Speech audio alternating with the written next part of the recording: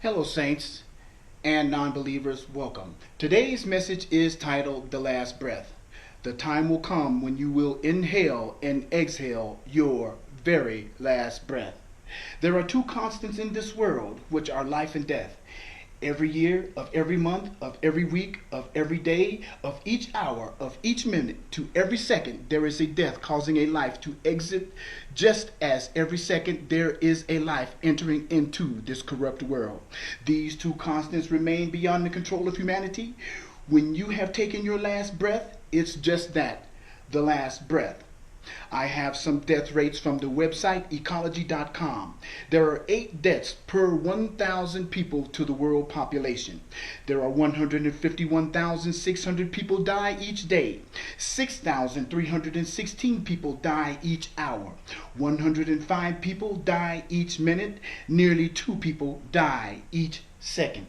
158,141 deaths has occurred today as of February 2nd, 2016, and that is from World O Meters. Imagine, if you will, that number 158,141, 142, 3, 4. Every second this number is increased. It is exponential. People are leaving this world at a continual and constant rate. There are many who have taken their last breath today, and the day is coming when those who are listening to this message will also take their last breath and die.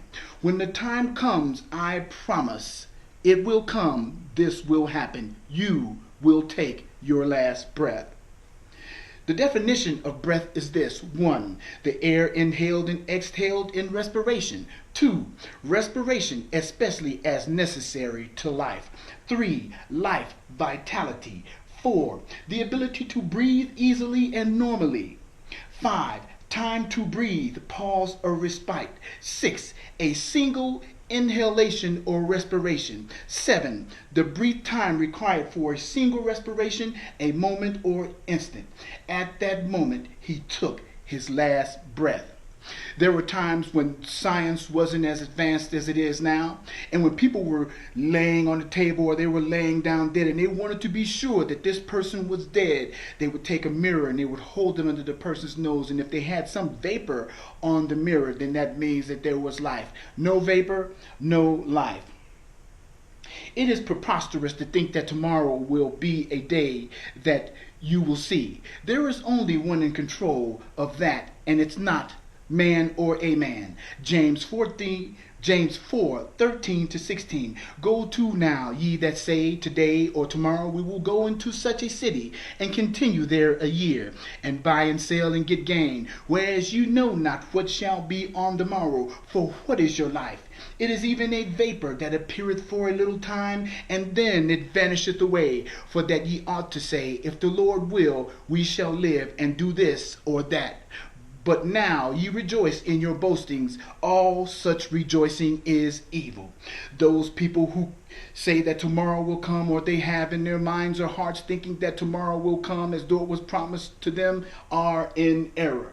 Why mention what you will do tomorrow or the day after? For in that day that you speak in pride and arrogance, imagining you might prolong your stay here on earth, may be the day that the long, cold, and far-reaching skeletal fingers of death may reach and touch your soul in collection for the marker the Lord has decided would be cashed in and paid for by you. Luke 12:15-21. And he said unto them, take heed and beware of covetousness, for a man's life consisteth not in the abundance of the things which he possesseth. And he spake a parable unto them, saying, the ground of a certain rich man brought forth plentifully. And he thought within himself, saying, what shall I do? Because I have no room where to bestow my fruits. And he said, this will I do. I will pull down my barns and build greater, and there will I bestow all my fruits and my goods. And I will say to my soul, soul, thou hast much good laid up for many years. Take thine ease, eat, drink, and be merry. But God said unto him, thou fool, this night thy soul shall be required of thee. then whose shall those things be which thou hast provided? So is he that layeth up treasure for himself, and is not rich towards God. This guy, all he was into was himself. Me, mine, I. That's all he was able to proclaim. He had no idea thinking about his creator and maker. He had no idea of thinking about the one who holds his very life in his hands. All this fool has worked for now is owned and possessed by another, as they enjoy the fruits and labor of the fool who could not see far off, and rather has ended shortly after his presumptuously haughty self-speech. Proverbs 27:20, hell and destruction are never full, so the eyes of man are never satisfied. Hell is full of those who thought the day would not come when their name would be made known in its final call. In life, their eyes only beheld the future of the dead, because in seeing and seeking pleasure in life, their eyes were never satisfied enough to look away from those things that only brought death and do not save life. For now those eyes are lifted up in hell, never to be satisfied, of destruction and agony. Many act like death is not a part of life, but death is the opposite constant that happens every day, every hour, every minute, every second of every day.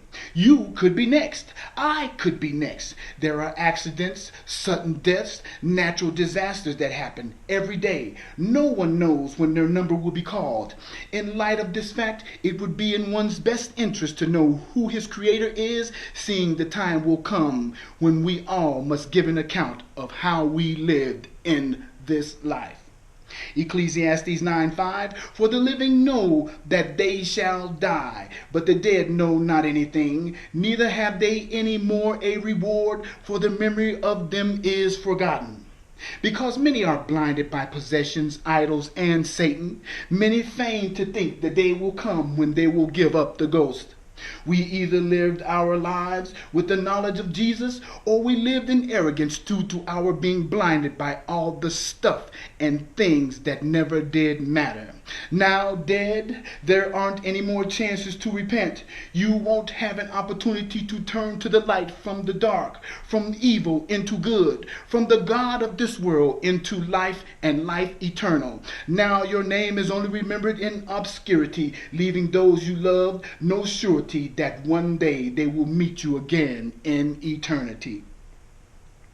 This message is for those who presume that they have forever, or they have tomorrow, or they have next week in order to turn to the Lord. Today is the day of salvation, as it is appointed unto men once to die, and after that be sure there will be a judgment.